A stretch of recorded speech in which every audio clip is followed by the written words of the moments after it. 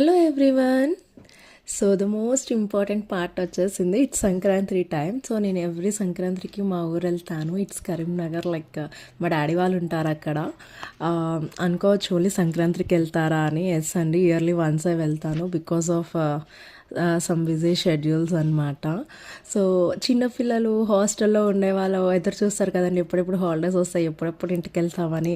Exactly నేను కూడా like Sankranti to Sankranti ఎప్పుడెప్పుడు హాలిడేస్ వస్తాయి, ఎప్పుడెప్పుడు ఇంటికి వెళ్దాము అన్న మూడ్లోనే ఉంటాను.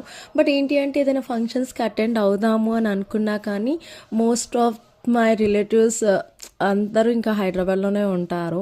సో మమ్మీ వాళ్ళే హైదరాబాద్ వస్తారు తప్ప నేను కరీంనగర్ వచ్చే ఛాన్సెస్ చాలా తక్కువ ఉంటాయి అన్నమాట.